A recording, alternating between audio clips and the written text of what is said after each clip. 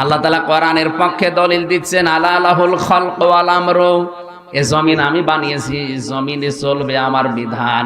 সুতরাং কোরআনে কারিম যাওয়া দরকার যেখানে যেখানে, ওই জায়গায় যদি কেউ যেতে বাধা দেয় সে আল্লাহর শত্রু।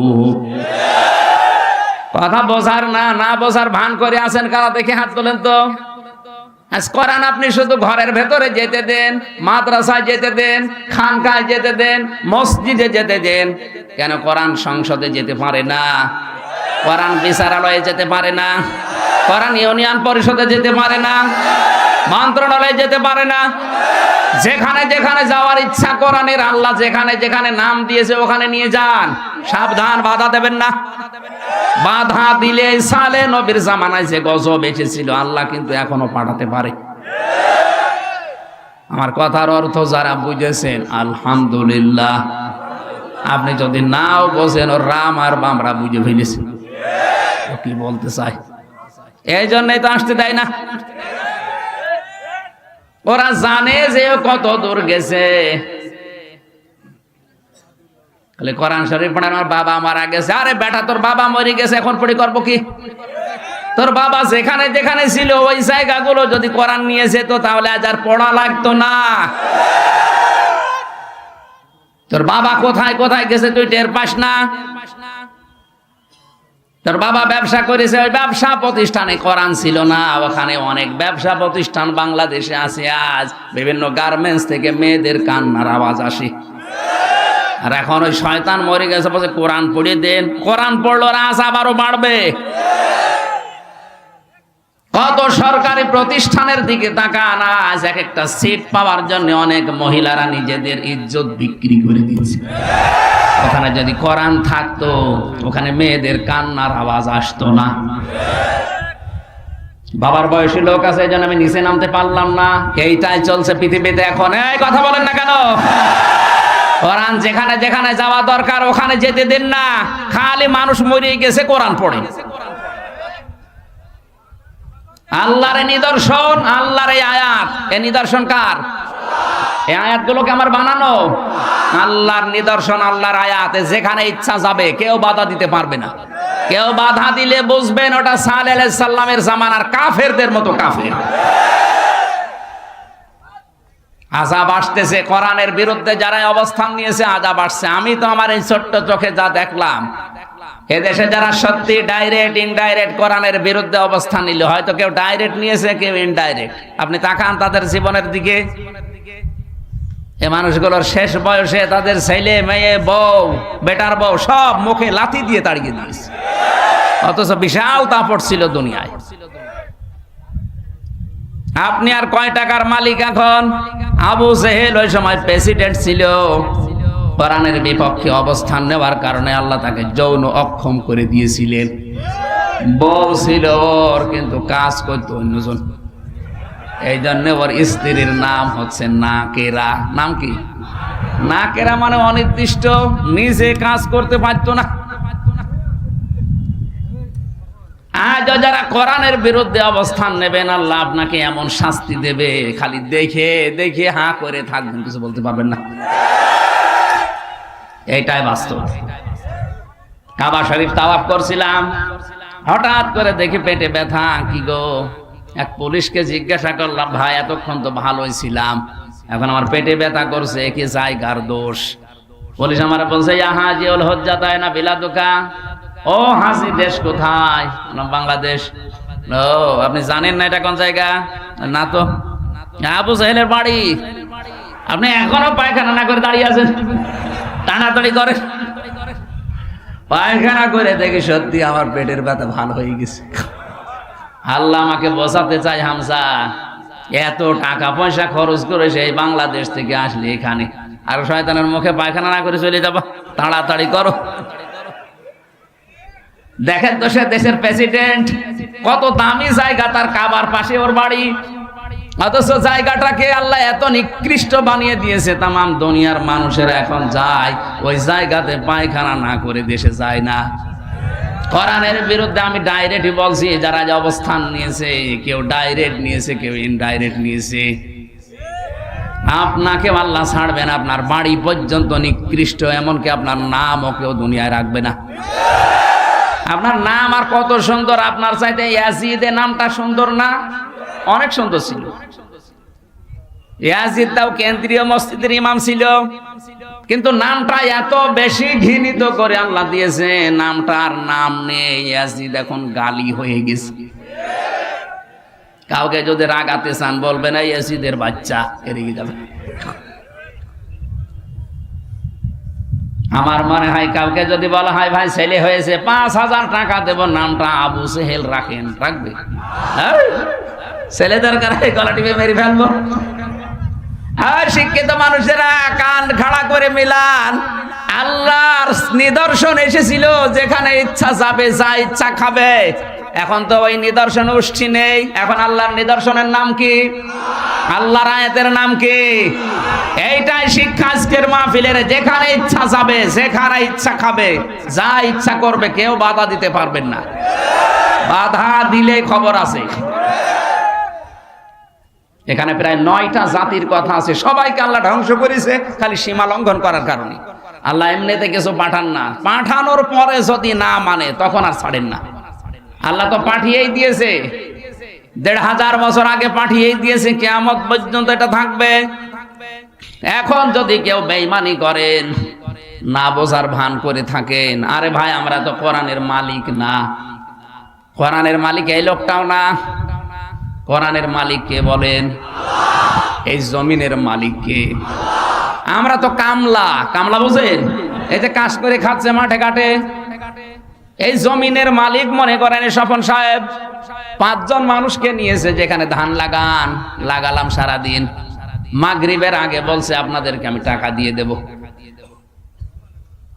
আসরের নামাজের পরে টাকা দিয়ে দেবে আমাদের। কিছুক্ষণ আগে আসরের সময় হতে আর মাত্র 5টায় সময় টাকা দেবে, 10 মিনিট বাকি আছে। কয়েকজন মস্তান এসে মোটরসাইকেল নিয়ে বলছে ধান সব তুলে ফেলবো। আমরা যদি বলি না ভাই আর 10 মিনিট পরে তোলেন, কারণ এই জমি আমাদের না, এ ধানও আমাদের না। আমরা আছি আমাদের টাকা নেওয়ার জন্য, কারণ টাকা না পেলে আমাদের সংসার চলবে না। কথা বলেন ঠিক কিনা? এরপরেও যদি মস্তান বলে না তুলেই ফেলবো, তখন মারামারি হওয়ার সম্ভাবনা নেই। মালিক তো নেই, আমরা তো কামলা, আমরা তো জন মনীষ পাট লেবার যাই বলেন। অন্তত আমাদের বেতন পাওয়ার জন্য হলে এই লোকগুলোকে এখন ঠেকাতে হবে। ঠেকাতে গিয়ে ধস্তাধস্তি, মারামারি, হাতাহাত, মেরেও ফেলা লাগতে পারে, কারণ আমাদের টার্গেট বেতন। আমাদের টার্গেট কি? আমরা ঠিক এই কায়দায় জমিনে আছি। এ জমিনের মালিকও আমরা না, কোরআনের মালিকও আমরা না, আমরা কামলা, খাদেম। এই কোরআন প্রতিষ্ঠার জন্য চেষ্টা করে যাচ্ছি। বিকাল 5টা মানে জীবনের শেষ দিন পর্যন্ত চেষ্টা করেই যাব। এর মাঝখান থেকে কেউ যদি এসে বাধা দিতে চান, হয় হাতাহাতি হবে, মারামারি হবে, মেরেও ফেলতে পারি। এখানে কোনো আপোষ নেই, কারণ আমার বেতন দরকার, আর আমাদের বেতনের নাম জান্নাত। এই কথা বলেন। এটা পাওয়ার জন্য যদি কোরআন বিরোধী কাউকে পাওয়া যায়, বাধা দানকারী, তাকে কিন্তু বিকাল 5টার আগে ছাড়া হবে না।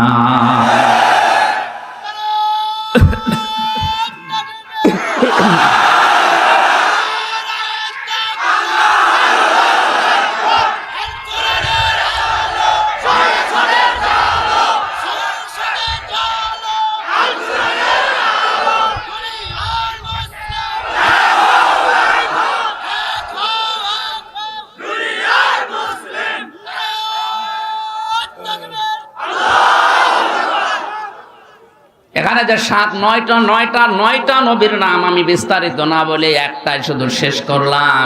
আল্লাহর আয়াতকে কেউ প্রতিহত করেন, বাধা দেন, কি আসবে? শাস্তি। কি আসবে? শাস্তিগুলো কিন্তু চলে আসতেছে একটা একটা করে। দ্বিতীয় নম্বরে আল্লাহ তাদেরকে সবচেয়ে বেশি ঘৃণা করেন যারা জালেম, যারা অত্যাচারী। জালেম মানে যেই জিনিস যেখানে রাখা দরকার ওইটা ওই জায়গায় না রেখে অন্য জায়গায় রাখে যারা, তারাই আল্লাহর দৃষ্টিতে জালেম।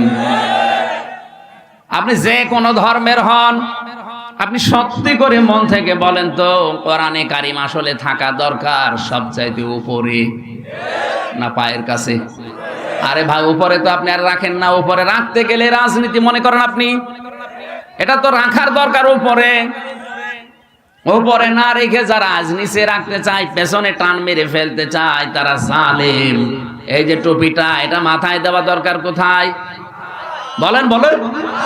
এটা যদি আমি পায়ের সাথে বেঁধে রাখি, এটা টুপির সাথে জুলুম। ৯৬% মুসলমানের দেশে কোরআন থাকবে সবার উপরে সংসদে, ওখান থেকে আইন প্রণয়ন হবে কোরআন দিয়ে, ওইটা বাংলাদেশে বাস্তবায়ন হবে। এগুলো না করে যারা আজ মানুষের তৈরি করা আইনগুলো কায়েম করার জন্য চেষ্টা করছেন, আপনি জানেন। শিক্ষিত মানুষের জন্য আমি নাম নিলাম না, আপনি বুঝে ফেলেছেন। আপনি আল্লাহর কাছে ঘৃণিত যারা কোরআনের আইন বাদ দিয়ে মানুষের আইন তৈরি করা প্রতিষ্ঠা করার জন্য চেষ্টা চালাচ্ছে। ৩ নম্বরে আল্লাহ তাদেরকে বেশি ঘৃণা করেন যারা অহংকারী। এই পৃথিবীতে অনেকে সম্পদের অহংকার করা, ক্ষমতার অহংকার করার কারণে আল্লাহ ঘৃণিত বানিয়ে বিদায় দিয়েছে, যেমন কারুন। সূরা কসসের ভেতরে বিস্তারিত লেখা আছে কারুনকে আল্লাহ এত শাস্তি দিয়েছেন কঠিন, এই অহংকারের জন্য, সম্পদের অহংকার করেছিল। মুফাসসির লিখেছেন আল্লাহ এখনো পর্যন্ত প্রতিদিন ওরে মাটির ভেতরে 1 বিঘত করে গাড়তেছে, কিয়ামত পর্যন্ত 1 বিঘত করে মাটির নিচে গাড়তেই থাকবে। বলেন নাউজুবিল্লাহ। ৪ নম্বরে আল্লাহ তাদেরকে পছন্দ করে না যারা অপচয় করে, অপব্যয় করে। এখানে 2টো গুরুত্বপূর্ণ শব্দ আছে, এইদিকে তাকান। অপচয় আর অপব্যয়, আরবিতে শব্দ হচ্ছে 2টা, একটা হচ্ছে ইসরাফ আর একটা হচ্ছে তাবজির। ইসরাফ কাকে বলে? এ লোকটা 2 কেজি আম লাগবে পরিবারে, টাকার গরমে 10 কেজি আম কিনে 8 কেজি পচাচ্ছে আর 2 কেজি খেয়েছে, এটার নাম ইসরাফ, এটা হারাম। আম কেনা জায়েজ নেই, কথা বলে না কেন? কিন্তু বেশি করে ফেললেন আপনি, এটার নাম ইসরাফ। আর তাবজির কাকে বলে? যেটা কেনা জায়েজ নেই ওইটা যদি কেউ টাকা দিয়ে কেনে, যেমন মদ, বিড়ি, কথা বলছেন না? সুতরাং যারা বিড়ি কেনেন, সিগারেট কেনেন, মদ কেনেন, এটা হচ্ছে তাবজির। ওই যে আলু কিনে বা আম কিনে টাকা নষ্ট করেছে, ওইটা হচ্ছে ইসরাফ। আর কেউ যদি টাকা নষ্ট করে, মদ কিনে, বিড়ি কিনে, সিগারেট কিনে, সেটা হচ্ছে তাবজির। আর তাবজির যে করে সে আর মানুষ থাকে না, সে শয়তানের ভাই হয়ে যায়। আমার এই ছোট্ট জীবনে পুরা কোরআন শরীফ আমি প্রায় এই জেলখানায় প্রায় 250 বারের উপরে পড়লাম পুরাটা। আমার যতটুকু জ্ঞান আছে আমি দেখেছি ওরা কোরআনে কোনো জায়গায় আল্লাহ শয়তানের ভাই বলে কাউকে উল্লেখ করেননি।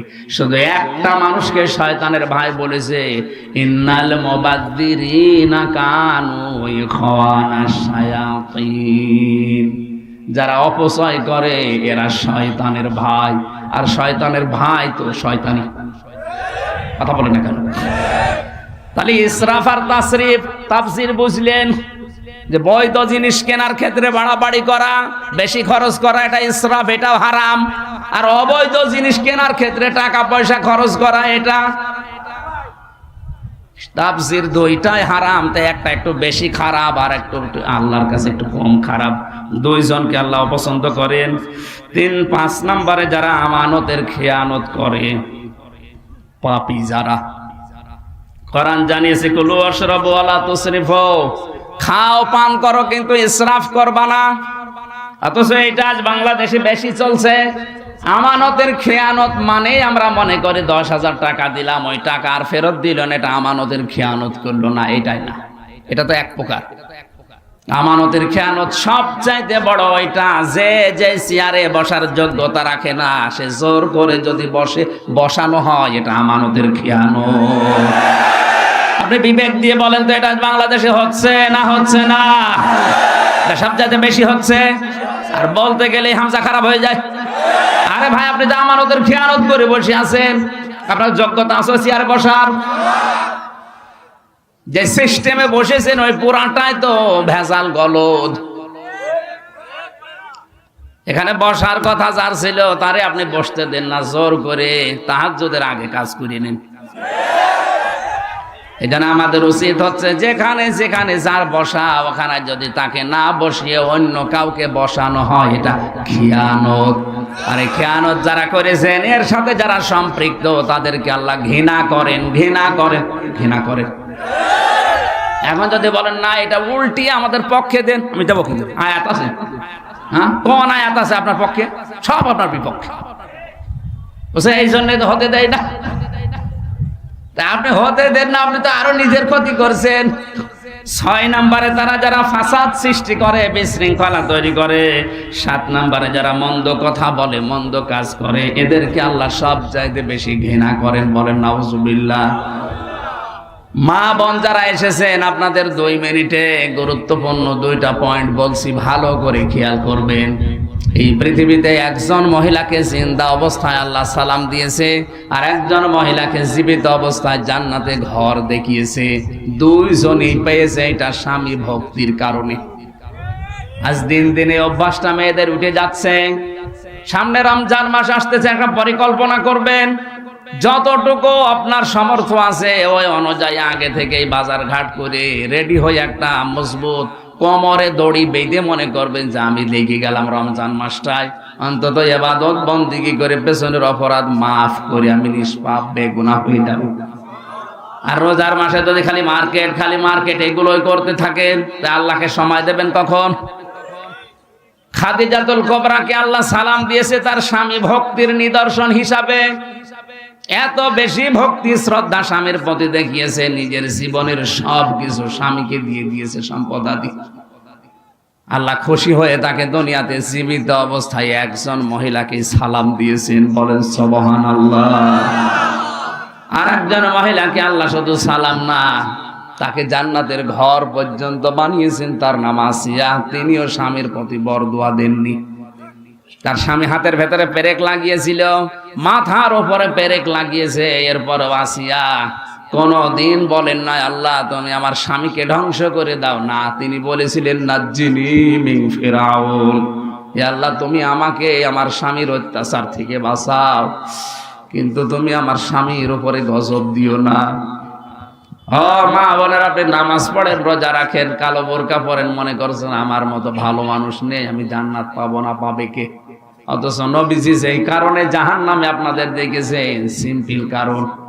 আল্লাহর নবী বলেন ওই মহিলাকে আমি নবী জাহান্নামে দেখলাম যারা রাস্তাঘাটে চলার সময় চুল খুলে খুলে চলতো, 8-60 পোশাক পরতো, আর এমন পোশাক পরতো যেটা পরাও যা না পরাও তা। 2 নম্বরে ওই মহিলাকে আমি জাহান্নামে বেশি দেখেছি যে মহিলা তার স্বামীর সাথে কুফরি করে। সারা জীবন লোকটা আপনার পেছনে শ্রম দেয়, মাথার ঘাম পায়ে ফেলে, হঠাৎ একটা সাবান কম হলে আপনি বরদোয়া দিয়ে দেন, গালি দেন যে তোর বাড়িতে এসে কিছুই পেলাম না। আপনার পেছনের সব আল্লাহ ধ্বংস করে দিয়েছে। আল্লাহ মেয়েদেরকে খাদিজাতুল কুবরার মতো, হযরতে আসিয়ার মতো যেন স্বামী ভক্তা হবার তৌফিক দান। বলেন আমিন। আল্লাহ পাক বলেন নবী আপনি বলুন, দুনিয়ার মানুষ যে যা পেয়ে আনন্দে আছে ওইটা একটাও স্থায়ী না, ওটা থাকবেও না। ওটা আজ আছে কাল নেই। পৃথিবীতে শুধু স্থায়ী সম্পদ যেটা, সেটা কোরআনে কারীম, এটা আমি আল্লাহর কাছেও শ্রেষ্ঠ সম্পদ। হয়তো এখন আপনি চোখ বন্ধ হয়ে গেলে, আমার তো যতটুকু বাস্তবতায় দেখেছি, মহিলারা যত দামি মানুষের স্ত্রী হোক, যত দামি মহিলা হোক, যদি মারা যায় এখন সকাল বেলার আগেই ওর হাতের গহনা, গলার গহনা, মুখের গহনা সব খুলে নেবে, যত বড় দামি মানুষই হন। শুধু চোখ বুঝে আছেন, যদি নড়াচড়া না করেন, বাস্তবতায় মানুষ যদি মনে করে যে মরে গেছে, তাও খুলে নেবে। দুনিয়া এরকম জায়গা। এখন থেকে 200 বছর আগে যে লোকটা মারা গেছে, আপনার দাদার দাদার দাদা, ও কিন্তু এখানে এরকম দাপট নিয়ে চলতো। ওই লোকটা 200 বছর পরে এখন যদি জীবিত হয়ে এই কালিয়াগড় এলাকায় এসে ওই বাড়িতে গিয়ে বলে এটা আমার পৈতৃক বাড়ি, আমি 200 বছর আগে এখানে ছিলাম, 200 বছর আগের কথা যদি বলে ওই লোকটা সত্যি চলে আসে, এ মানবে? কিসের পৈতৃক বাড়ি?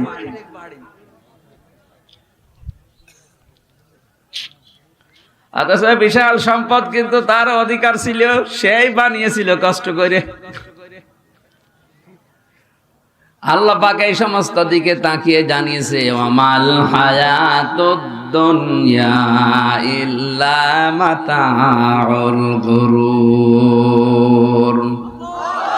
সূরা আলে ইমরান 4 নাম্বার পারার 13 নাম্বার পৃষ্ঠার 13 নাম্বার লাইনের 185 নাম্বার আয়াতের শেষের দিকে আছে, এ পৃথিবীর জীবনটা ধোঁকাবাজি, খেল তামাশা, রং তামাশা ছাড়া আর কিছু না।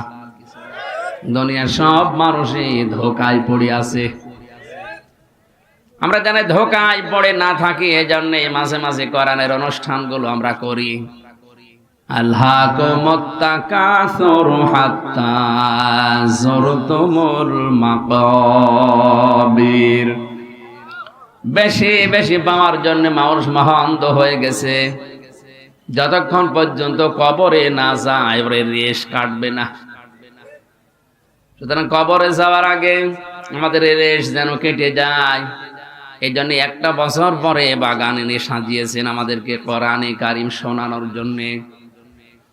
আল্লাহর ভাষায় যেটা বুঝলাম, দুনিয়ার শ্রেষ্ঠ সম্পদে কোরআন।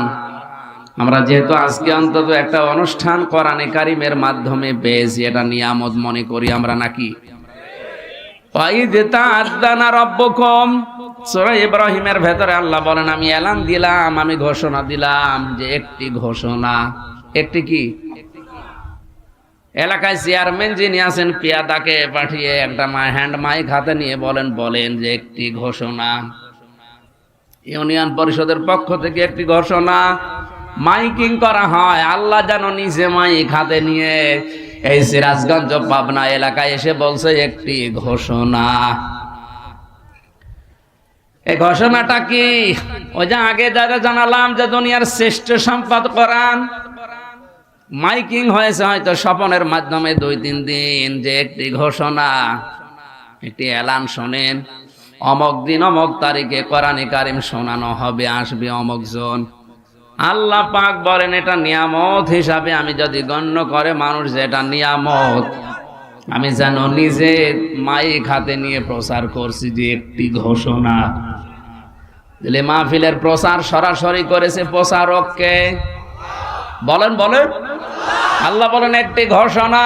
ও পাবনার মানুষেরা, সিরাজগঞ্জের মানুষেরা, বান্দা বান্দি যারা দাবি করো আমার যে আমি আল্লাহর বান্দা, আমি আল্লাহর বান্দি, আল্লাহ পাক যেন মাইক হাতে নিয়ে নেমে পড়েছে। লাইন শাকারতুম, যদি আমার নিয়ামতের শুকরিয়া আদায় করো। সবাই স্বীকার করলাম এটা একটা নিয়ামত, এটা প্রতিদিন আসে, 1 বছর পরে আজকে এসেছে। এটা যদি নিয়ামত মনে করো, কারণ এখানে আসা বসা, শ্বাস প্রশ্বাসে নিঃশ্বাসে তোমার নেকি হচ্ছে। দুনিয়ায় এরকম আর একটা কোনো অনুষ্ঠান নেই যেখানে গেলেই মানুষের নেকি হয়। এটা এই কারণে যেখানে কোরআন আছে। কি আছে? যতক্ষণ চুপ থেকে শুনবেন মনে করবেন আমি নামাজে দাঁড়িয়ে আছি। জোরে বলেন আল্লাহু আকবার। আল্লাহ বলেন এই নিয়ামতের শুকরিয়া যদি তোমরা আদায় করো, চুপ থাকো আর শোনো, কি করব জানো? লাযিদান্নাকুম।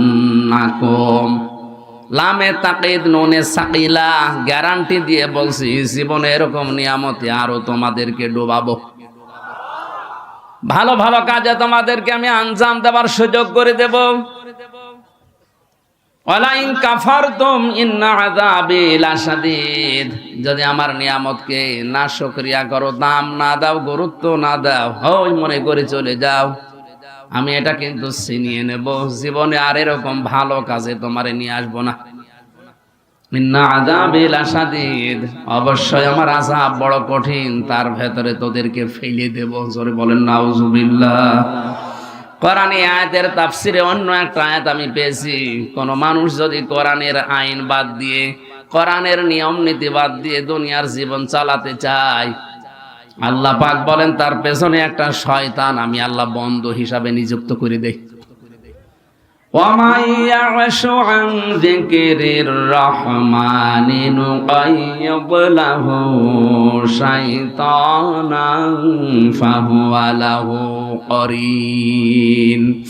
যে ব্যক্তি আমার জিকির থেকে, আমার কোরআন থেকে মুখ ফিরিয়ে অন্যদিকে চলে যাবে, আমি আল্লাহ নিজে তার সাথে একটা শয়তান সেট করে দেই। সে একেবারে আটার মতো লেগে থাকবে। তার মানে যে শয়তানের সাথে মিলে থাকবে তাকেও শয়তান শয়তানি বানাবে। ও গ্যারান্টি দিয়েছিল আল্লাহর কাছে, লামান তাবিআকা মিনহুম লাআমলা আন্না জাহান্নামা মিনকুম আজমাইন। আল্লাহ বলেন, তোর অনুসরণ যদি কেউ করে, তোর সাথে লেগে থাকে, তোকে যেমন জাহান্নামে দেব, তোর সাথে ওকেও দেব। এই জন্য এটা নিয়ামত মনে করে যারা এসেছি, আর একবার বলছে আলহামদুলিল্লাহ। দরুদ আর সালাম পড়ছে আমাদের নবী মুহাম্মদুর রাসূলুল্লাহ সাল্লাল্লাহু আলাইহি ওয়াসাল্লাম। আজকে আমাদের আলোচনার বিষয় হচ্ছে এই পৃথিবীতে কাকে কাকে আল্লাহ সবচাইতে বেশি অপছন্দ করে, ঘৃণা করে। বাংলাদেশে যারা আওয়ামী লীগ করে, প্রধানমন্ত্রী শেখ হাসিনা যদি কালকে ঘোষণা দেয় যে এই দেশে আমি অমুক অমুক অমুককে সবচাইতে বেশি ঘৃণা করি, এদেশে আওয়ামী লীগ যারা করে তারা তাকে ভালোবাসবে? আসতে বলেন। বিএনপি যারা করে, খালেদা যদি কালকে ঘোষণা দেয় যে এই দেশে অমুক অমুককে আমি সবচাইতে বেশি ঘৃণা করি, বিএনপি যারা করে ও যদি ধানের শীষ নিয়েও দাঁড়ায় ভোট দেবে। পৃথিবীর রাজনৈতিক ক্ষমতা টিকানোর জন্য একটা দল আপনি করেন, এই কারণে যদি আপনার নেত্রীর কথা, নেতার কথা এত বেশি মূল্যায়ন করেন, একটু ভাবেন তো বিবেক দিয়ে। তামাম দুনিয়ার মালিক যিনি, তিনি ঘোষণা দিচ্ছে পৃথিবীর এই এই এই মানুষকে আমি আল্লাহ ঘৃণা করি। তাহলে আমরা যারা তার বান্দা দাবি করছি, আমাদেরও আমার আল্লাহর এই কথা চিন্তা ভাবনা করে তাকে ঘৃণা করার দরকার আছে না নেই? আমি ৭৭ প্রকার পেয়েছি পড়া কোরআনে, যতটুকু আমার আয়ত্তে আছে। সময় কভার করে, কণ্ঠ যদি সাপোর্ট দেয় আমি বলতে থাকবো, আপনি লিখে নেবেন। একটা একটা করে কোরআনে কারিমে আয়াত এবং হাদিস সেট করে বাস্তবতার সাথে আমরা মিলাবো, দেখি আল্লাহ আসলে কাদেরকে ঘৃণা করে, ওদের ভেতরে আবার আমি পড়ে গেলাম নাকি। সূরা বাকারার ১৯০ নম্বর আয়াত আমরা পড়েছি। জবান খুলে কোরআনের সোনালী আয়াত পড়েন, যেন প্রতিটি অক্ষরে 10টা করে নেকি হয়। আউযু বিল্লাহি মিনাশ শাইতানির রাজিম। বিসমিল্লাহির রহমানির রহিম। وقاتلوا في سبيل الله الذين يقاتلونكم ولا تعتدوا إن الله لا يحب المعتدين।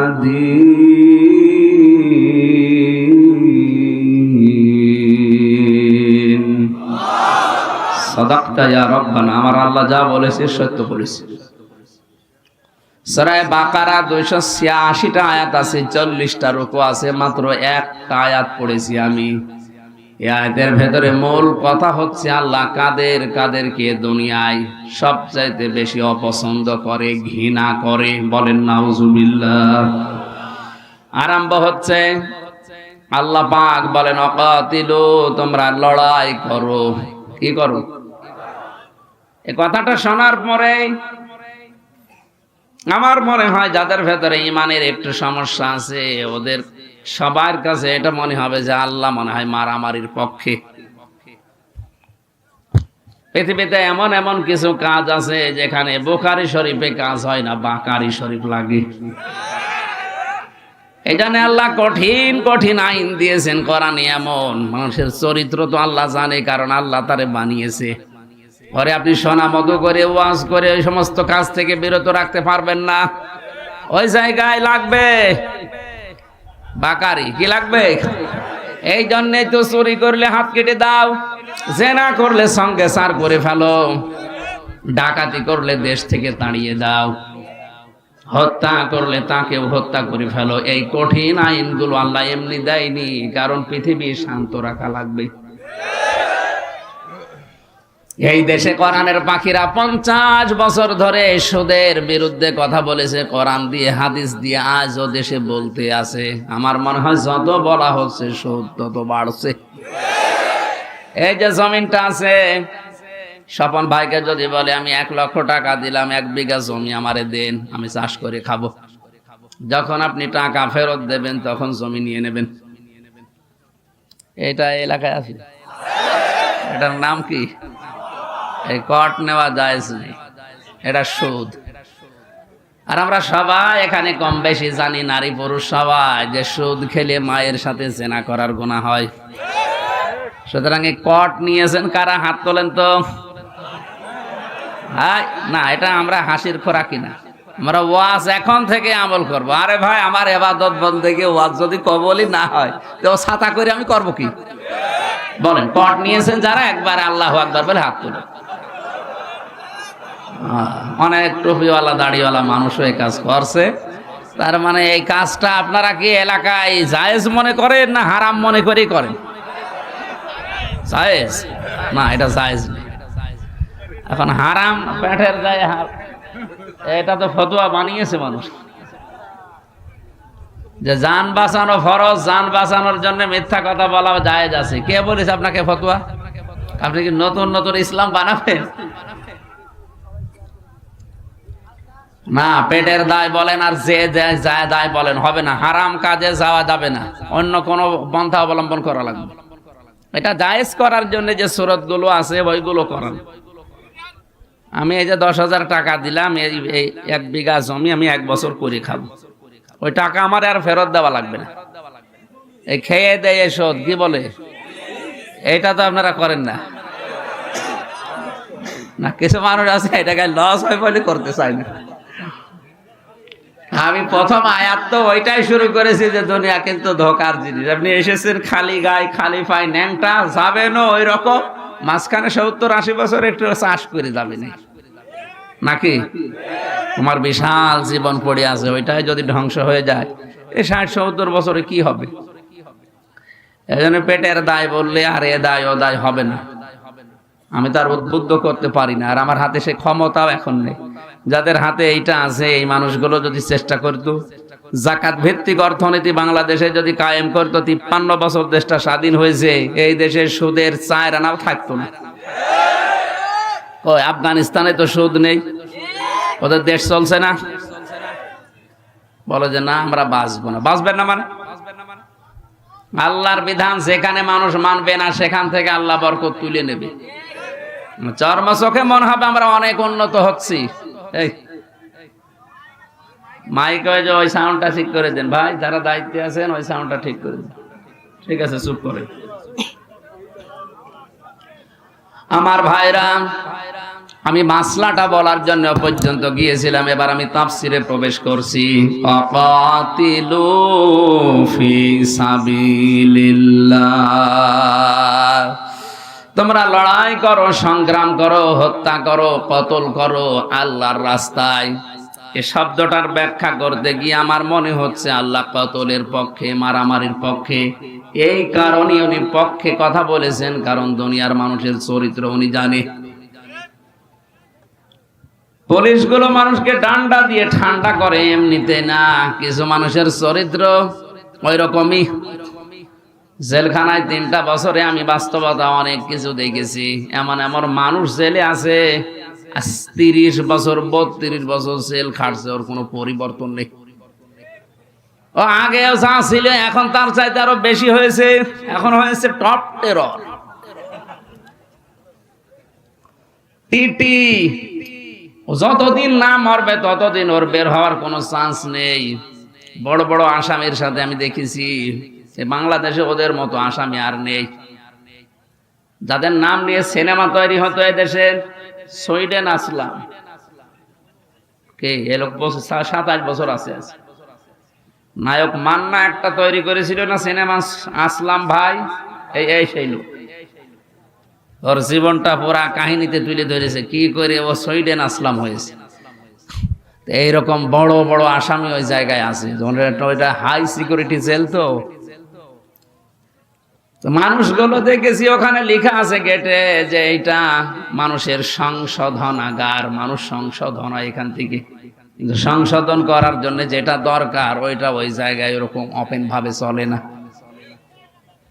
ওখানে যদি মানুষ যারা আসামি হয়ে যায়, বলতো আপনার মার্ডার মামলায় মনে করেন 30 বছর জেল, যদি আপনি কোরআন মুখস্থ করে 5 ওয়াক্ত নামাজ আদায় করে তাহাজ্জুদ পড়ে আপনার আচরণ দিয়ে প্রমাণ করতে পারেন যে আপনি ভালো হয়ে যাচ্ছেন, 30 বছর না আপনারে 5 বছর পরে বের করে দেওয়া হবে।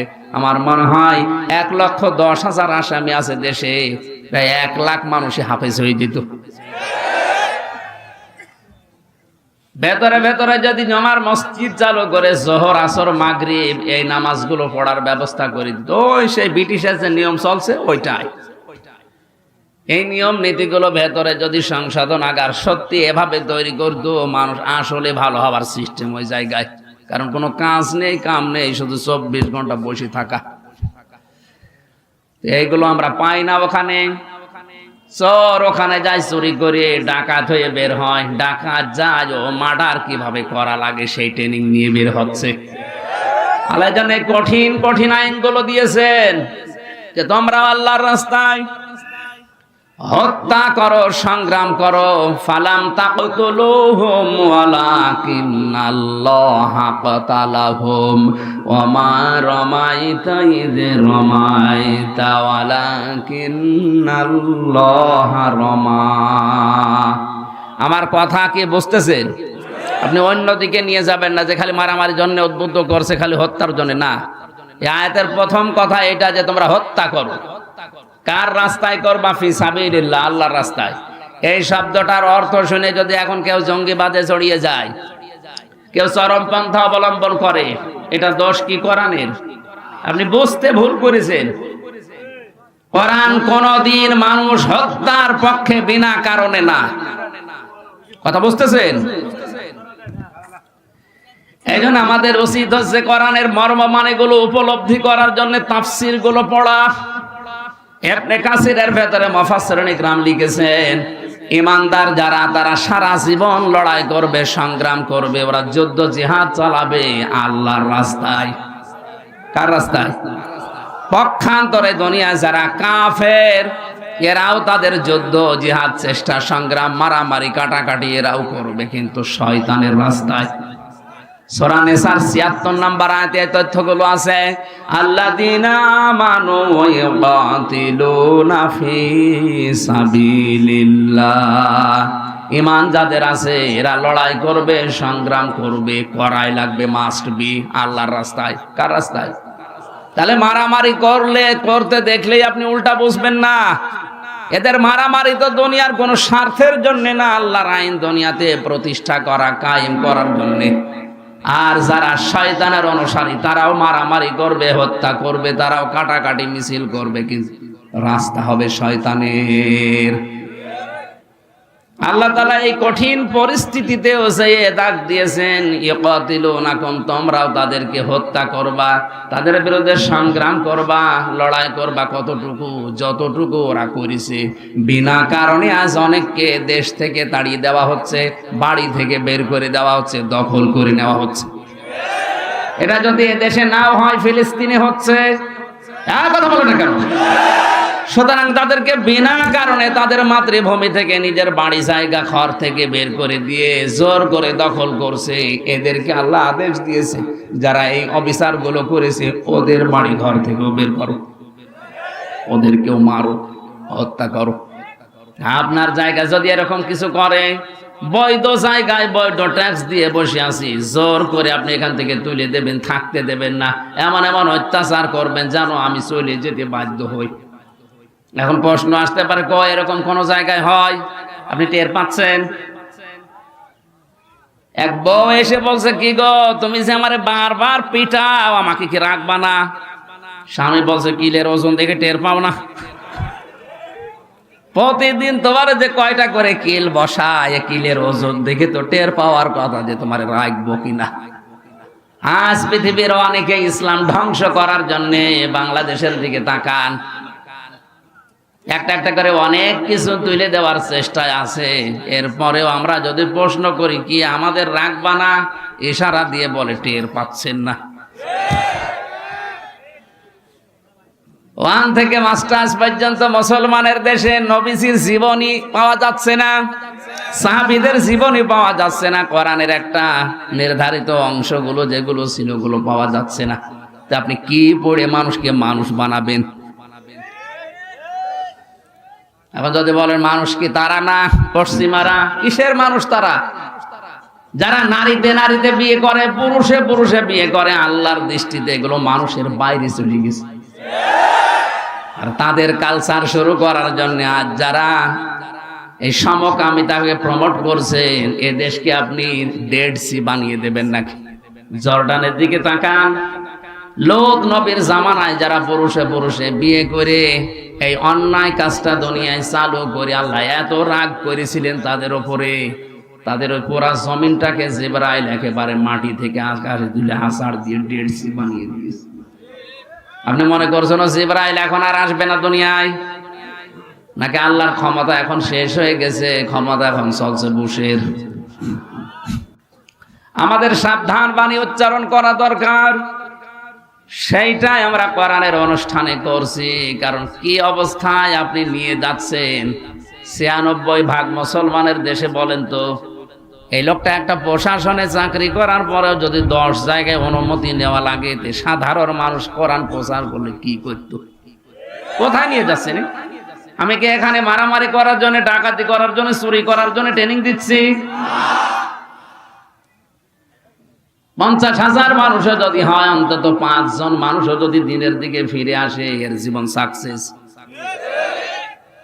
কিয়ামতে মহান আল্লাহ এর আমলনামা দেখাবে, বলবে তুমি হজ করেছো, বলবে জীবনে হজ করার টাকা কোথায় পাবো?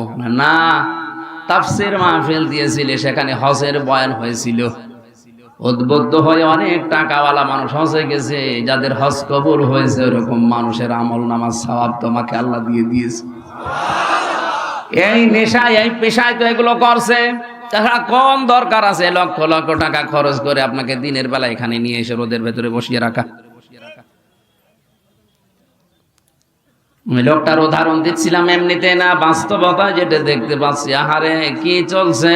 কোরআন প্রচার করতে গেলে ৯৬% মুসলমানের দেশে যদি এত বাধা আসে, তাহলে হিন্দুদের দেশে কি হবে বলেন তো? টের পান না কিলের ওজন দেখে যে কি করব? তোমরা টের পেয়ে গেছি। এই জন্য আল্লাহ লড়াইয়ের কথা বলেছে, টিকে থাকার জন্য তোমাকে ওরা যে যে আচরণ করেছে ওইভাবে তোমার আচরণ করো, কিন্তু সাবধান, ওয়ালা তা'তাদু, সীমা লঙ্ঘন করবা না। কেউ যদি 1 চড় তোমাকে দেয়, তুমিও 1 চড় দিতে পারো অনুরূপ, কিন্তু 2 চড় দিলে আবার অবিচার হয়ে যাবে।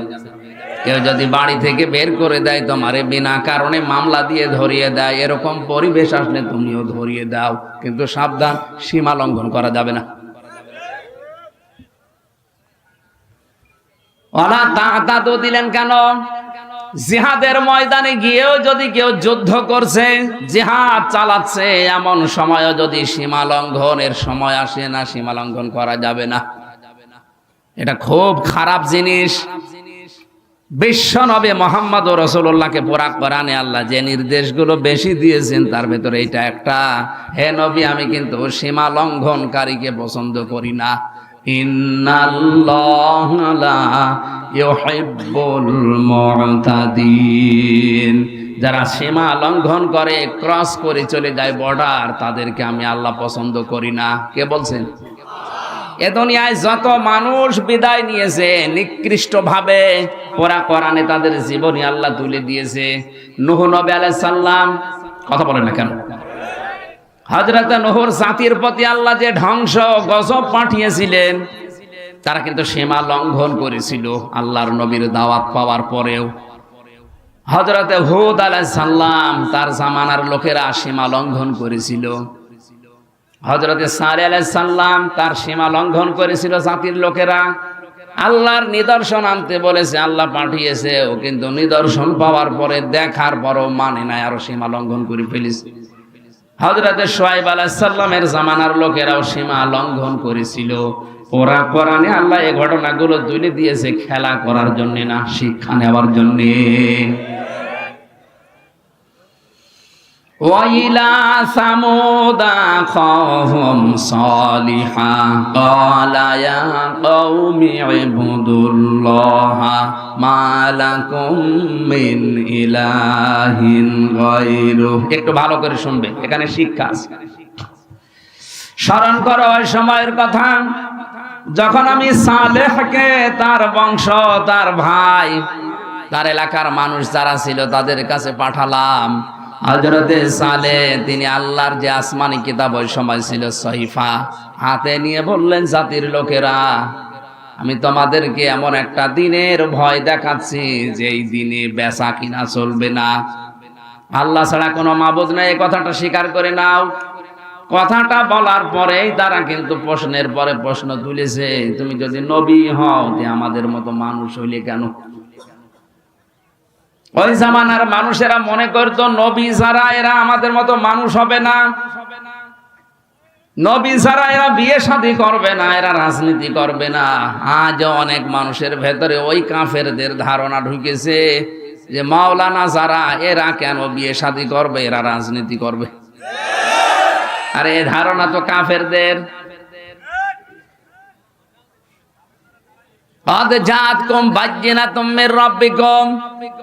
অবশ্যই তোমাদের কাছে তোমাদের রবের পক্ষ থেকে স্পষ্ট দলিল আর প্রমাণ এসে গেছে, তোমরা মেনে নাও। এই যে সহিফা দেখালেন, তারা বলছে এই সহিফা আমরা মানি না, আমরা একটা জিনিস দেখতে চাই, যদি দেখাতে পারেন তাহলে মেনে নেব আপনারে। কি? এই যে বিশাল পাহাড়, এই পাহাড়ের উপরে যে অষ্টিম বড় একটা পাথর আছে, ওই পাথরের ভেতর থেকে 10 মাস 10 দিনের গর্ভবতী একটা উটের বাচ্চা বের করে নিয়ে আসা লাগবে। নবীরা কোনো বিপদে পড়লে আগেই নামাজে যেতেন, কিসে? আগে সেজদা দিয়ে বলতেন, আল্লাহ তুমি দেখো আমি কি করব এখন। আর আমরা নবীর উম্মতেরা বিপদে পড়লে আগে মাজারে দৌড়াই। কোন মাজারে না, কোন বাবার কাছে না, কত বড় বিপদ হোক, যত বড় বিপদ হোক, আগে সেজদায় চলে যান। এইটাই নবীর জীবনী, এইটাই নবীদের সুন্নাহ। বিপদে পড়লেই তারা সেজদা দিত, কারণ নবীজি জানিয়েছেন যখন মানুষ সেজদায় চলে যায় তখন আল্লাহর ওই বান্দার মাঝে কোনো পর্দা থাকে না। আলাইসাল্লাহু বিকাফিন আবদা, আমি কি আমার বান্দার জন্য যথেষ্ট না যে ও মাজারে দৌড়াবে? এখন থেকে এলাকায় যারা আল্লাহ বাদে অন্য কারো কাছে সাহায্যের জন্য দৌড়ান, এক্ষুনি থেমে যান। আল্লাহ কিন্তু আফসোস করছেন, আলাইসাল্লাহু বিকাফিন আবদা, সূরা জুমারের ভেতরে আছে, আমি কি আমার বান্দার জন্য যথেষ্ট না যে ওর জন্য আবার মাজারে মান্নত করা লাগবে? আপনি বলেই দেখেন না কেন, 30 সেকেন্ড 35 সেকেন্ড 1 মিনিটে আপনি সেজদা শেষ করে দেন, আধা ঘন্টা 1 ঘন্টা একটা সেজদায় পড়ে থাকেন, দেখেন দুনিয়ার যত মজা আল্লাহ ওর ভেতরে রেখে দিয়েছে। বাইরের জগতে আমরাও সময় পেতাম না, এখনো পাচ্ছি না ভালো। জেলখানায় 3টা বছরে যেহেতু অন্ধকার প্রকোষ্ঠে এক ঘরের ভেতরে কন্ডেম সেলের ভেতরে তালাবদ্ধ ছিলাম, আমি বাস্তবতায় দেখেছি কোন মানুষ যদি 2টা 3টার সময় উঠে 1 ঘন্টা 1.5 ঘন্টা একটা সেজদায় চোখের পানি ফেলে মনের কথাগুলো বাংলায়ও বলতে পারে। আমি নিজের কথা বলছি, আল্লাহর কসমে যে কোরআন আমার সামনে, যেদিন 45 মিনিট 1 ঘন্টা সেজদায় পড়ে কাঁদতেছি, মনে হচ্ছে দুনিয়ায় স্ত্রী ব্যবহারের চাইতে এটা আরাম লাগছে। আপনি করে দেখেন কত আরাম, কত শান্তি আল্লাহর ভেতরে রেখেছে। সেজদা দেখছে উনি 2.5 সেকেন্ড 3 সেকেন্ড 5 সেকেন্ড 15 সেকেন্ডে উঠে পড়ছে, আপনি পাবেন কি? কারণ সেজদায় গেলে মনে হয় যে আল্লাহর কুদরতি পায়ে মানুষ পড়ে আছে। প্রধানমন্ত্রী শেখ হাসিনার কাছে যে যেভাবে জড়সড় হয়ে আদবের সাথে নড়াচড়া বাদ দিয়ে দাঁড়িয়ে থাকেন, উনি তো তাম পৃথিবীর সব কিছুর মালিক। এরকম বড় মনে করে কেউ যদি ওইরকম দাঁড়িয়ে রুকু দিয়ে সেজদা দিয়ে বলতো, আল্লাহ আমি কিন্তু অসহায় হয়ে পড়েছি, মহান আল্লাহ তখন নিজে ফেরেশতাদেরকে বলতেন এইদিকে তাকা, এই মানুষটাই তোরা তৈরি করতে নিষেধ করেছিলি, দেখ কি আদব, সেজদায় পড়ে কিভাবে কান্নাকাটি করছে। মন থেকে যদি সত্যি মানুষ কিছু বলতে পারে, ওটা কিন্তু আরশে চলে যায়। আমরা মন থেকে বলতে পারি না, অধিকাংশ কাজ হয়ে যায় আমাদের লোক দেখানো, এই জন্য তাসির হয় না ওর ভেতরে। হযরতে সালেহ সেজদায় পড়ে যখন কথাগুলো আবেগ নিয়ে বলছিলেন, আল্লাহর পক্ষ থেকে আদেশ এসেছে, সালেহ ঠিক আছে তুমি রাজি হয়ে যাও, ওদেরকে নিয়ে আসতে বলো, আমি আল্লাহর মুজিজা তোমার মাধ্যমে দেখাবো। ওখান থেকে উট নেমে আসতেছে।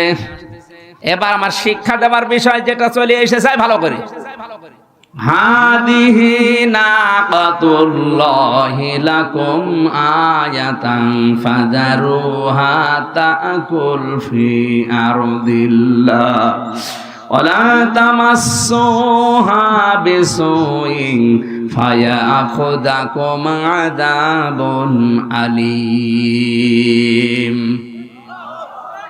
এটা সূরা আরাফ। এই মাইক কার মাইক? মাইক তো ভালো, খারাপ না, মাইক ভালো আছে, কিন্তু এটা টাঙানো মনে হয় ডিস্টার্ব হচ্ছে। আমি এখান থেকে একেবারে শর্টকাটে একটা শিক্ষা নিয়ে আসার জন্য আয়াতটা পড়লাম, জায়গা মতো এসেছে। আর এখন যদি ডিস্টার্ব করেন, এই চুপ করেন, শোনা যত আছে নাকি? যতটুকু শোনা যাচ্ছে ভালো করে পয়েন্টটা শোনেন। কত মানুষ বসে আছে দেখছেন না? এখানে কত আলেম ভেতরে ভেতরে আছে, আপনি টের পাচ্ছেন না? চেহারা আমার অনেকের চেনা, আমি দেখতে পাচ্ছি। দেখেন কি সুন্দর করে তারা বোঝার চেষ্টায় আছে। আল্লাহ তাআলা বলেন, হাদিহি নাকাতুল্লাহ, হে সালেহ জাতির লোককে জানিয়ে দাও, এটা কিন্তু আল্লাহর উষ্ঠি। আয়াতান, এটা আল্লাহর নিদর্শন। এটা কি বলেন বলেন? আয়াত মানে নিদর্শন, এটা আল্লাহর একটা সৃষ্টি, আল্লাহ পাঠিয়েছেন। ওয়ালা তামাসসুহা বিসুইন ফায়াখুযাকুম ফাযারুহা তাকুল ফি আরদিল্লাহ, এর জমিনে ছেড়ে দাও, যেখানে ইচ্ছা যাবে, যা ইচ্ছা খাবে, কিন্তু সাবধান, খারাপ কোনো ইচ্ছা উদ্দেশ্য নিয়ে এই উষ্ঠির কাছে আসবা না। যদি আসো ফায়াখুযাকুম আযাবুন আলীম, এই যে আসো যদি, তাহলে সীমা লঙ্ঘন হবে, তখন আল্লাহর আযাব তোমাদেরকে ধরবে। হযরতে সালেহ ঘোষণা দেওয়ার পরে উঠ যেখানে যায়, যেখানে ইচ্ছা যায়, যা ইচ্ছা খায়। হাজার হাজার বছর আগে নাই উষ্ঠি আল্লাহ পাঠিয়েছিলেন, ১৫০০ বছর আগে যেটা পাঠিয়েছেন আয়াত হিসাবে, নিদর্শন হিসাবে, পৃথিবীর শ্রেষ্ঠ নিদর্শন, তার নাম কোরআন। কথা বলে না কেন? হযরতে সালের যে উষ্টি, ওটা বিদায় নিয়েছে, ওর কার্যকারিতা মুজিজা শেষ হয়ে গেছে। হযরতে মুসাকে আল্লাহ লাঠি দিয়েছিলেন, উনি কবরে গেছে, লাঠিরও কার্যকারিতা শেষ হয়ে গেছে। এখন আর মিশরের জাদুঘরে ওই লাঠি ছেড়ে দিলে সাপ হয় না। কথা বলেন। হযরতে ঈসা নবী বিদায় নিয়েছে, উনি মারা যাননি, উনি আসমানে আছে, আসবে কিয়ামতের আগে। উনি যেমন হাত দিলে চোখ ভালো হয়ে যেত মানুষের, অন্ধ কুষ্ঠ রোগী ভালো হয়ে যেত, এখনো হযরতে ঈসা নেই, এজন্য কেউ চোখের উপরে আর হাত দিলে চোখ ভালো হয় না। পৃথিবীর যত নবী আল্লাহ কম বেশি তাদেরকে মুজিজা দিয়েছিলেন, আশ্চর্য কোন জিনিস, তারা বিদায়, মুজিজার কার্যকারিতাও বিদায়। মুহাম্মদুর রাসূলুল্লাহকে আয়াত আল্লাহ যা দিয়েছেন, যে মুজিজা দিয়েছেন, এ মুজিজা, এ কোরআন, এ আয়াত আজও আছে না নেই? কিয়ামত পর্যন্ত থাকবে। এ কোরআন যেখানে ইচ্ছা যাবে, যেখানে ইচ্ছা যাবে, যা ইচ্ছা করবে। কথা বলে না কেন?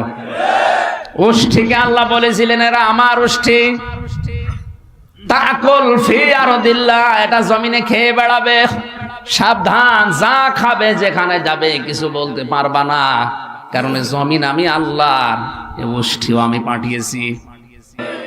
আমি বাস্তবে এই জেলখানাতে স্বামী স্ত্রীর অধিকাংশ পরিবারের এই যে সমস্যার কারণে জেলে মানুষ বেশি গেছে। ১০০ জনে প্রায় ৬০ জন তো হবে, হয় বউ মার্ডার করা, নয় বউ আদমারা করে ফেলেছে, এরকম মানুষই বেশি। এখন স্বামী স্ত্রীর দাম্পত্য কলহ কি করে তৈরি হয়, কি করে এই গন্ডগোলগুলো হয়, আর এটা বাঁচানোর সিস্টেম কি, এগুলো আমি টুকে, ওখানে তো খাতা কলম দেয় না, তাও টুকেছিলাম আস্তে আস্তে, কারারক্ষের মাধ্যমে এটা বের করে পরবর্তীতে বই করিস, ওই যে গাড়ি আছে না সাদা গাড়ি, এটা এটা আমার নাই, এই গাড়িতে বইগুলো আছে। স্বামী স্ত্রীকে কিনে দেবে আর স্ত্রী স্বামীকে দেবে, দিয়ে বলবেন বইটা 130 পৃষ্ঠার বইটা পড়ো, 10 দিন 15 দিন 1 মাস ধরে পড়ো। দাম্পত্য জীবনে কলহ কি করে তৈরি হয় আর এটা বাঁচানোর সিস্টেম কি? আজ পরকীয়া প্রেমে দেশ চেয়ে যাচ্ছে, এটার আযাব এবং শাস্তির ধরনগুলো ওখানে দেওয়া আছে। যাওয়ার সময় এগুলো নিয়ে যান, পরিবারস্থ লোকদেরকে পড়ান, আস্তে আস্তে জীবন গঠন করেন। আমিন। বারাকাল্লাহু লানা ওয়া লাকুম ফিল কোরআনিল আযীম। আমি আপনাদের কাছে দোয়া নিয়ে, দোয়া চেয়ে, লোকটার জন্য বিশেষ করে দোয়া চেয়ে শেষ করছি। আমি মুসাফির এবং অসুস্থ হয়ে আছি, আমার এখনো স্বাভাবিক হয়নি শরীর, কারণ 3টা বছর আমি এক ঘরে থেকে সব এলোমেলো হয়ে গেছি। এরপরে এখনো মজলুম অবস্থায় আছে, সব জায়গায় কোরআনের কথা আমাকে বলতে দেয় না, আমি সবচাইতে বড় মজলুম এখন। আল্লাহুম্মা আমিন। রব্বানা যালামনা আনফুসানা ওয়া ইল্লাম তাগফির লানা ওয়া তারহামনা লানাকুনান্না মিনাল খাসিরিন। রব্বানা যালামনা আনফুসানা ওয়া ইল্লাম তাগফির লানা ওয়া তারহামনা লানাকুনান্না মিনাল খাসিরিন। রব্বুল আলামিন, সিরাজগঞ্জ পাবনার কালিয়াকড় এই ময়দানের দিকে তোমার দৃষ্টিটা দিয়ে দেখো। হাজার হাজার বান্দা বান্দিরা দিনের বেলায় হাজারো কাজ বাদ দিয়ে তারা কোরআনে কারীম শুনছিল। কোরআন শোনার জন্য যাদের এত আগ্রহ, আল্লাহ এদেরকে তুমি ওমরের মতো হিরো বানিয়ে দাও। সওয়াব যদি দিয়েই থাকো, কোটি কোটি গুণে বাড়িয়ে দাও। কিয়ামতে যেদিন কেউ কারো হবে না, সুপারিশ করার জন্য যে নবী আসবে, ওই নবীর রওজায় পৌঁছিয়ে দাও। দুনিয়ার মাটির নিচে যত মানুষ আছে, আল্লাহ কোরআনের ইজ্জতে মাফ করে দাও। যত গুনাহ করিয়াছি গোপনে, মাফ করে দাও আল্লাহ তুমি নিজ গুণে। এই মাহফিলের আয়োজন করতে গিয়ে তোমার যে যুবক বান্দারা এলাকা মানুষকে সাথে নিয়ে কোরআনের এই আয়োজনে আঞ্জাম দিল, আমার আকরাম ভাই স্বপন সহ যত যুবকরা এই মাহফিলের জন্য শ্রম দিয়েছে, অনেকের নাম আমি জানি না, তোমার কুদরতের খাতায় তাদের নামগুলো লিখে নাও। যে মা তাদেরকে পেটে নিয়েছে, মায়ের পেট তুমি খাদিজাতুল কুবরার মতো বানিয়ে দাও। আল্লাহ তাআলা আমার স্বপন ভাইয়ের স্ত্রী সন্তানাদি যেগুলো দিয়েছো সহি সালামতে রাখো, তার মা বাবাকে ক্ষমা করে দাও। সাইদুল ইসলাম ভাই, নাসির ভাই সহ যত মানুষ কোরআনের জন্য খেদমত করেছে, আল্লাহ ওসমানের সাথে কবুল করো। মা বোন যারা এসেছে এদেরকে তুমি শান্তি দাও। কত মানুষ স্বামীর সংসারে শান্তিতে আছে, এদেরকে খাদিজার মতো, আয়েশার মতো বানিয়ে দাও। স্বামীগুলোকে হযরতে মুহাম্মদ রাসূলুল্লাহর মতো চরিত্র দাও, হযরতে আলীর মতো স্বামী বানিয়ে দাও।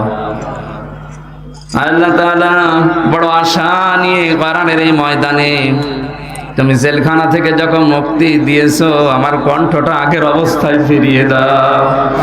সহজ সরল ভাষায় কিছু কথা যেন বলতে পারি, সেই তৌফিক দাও।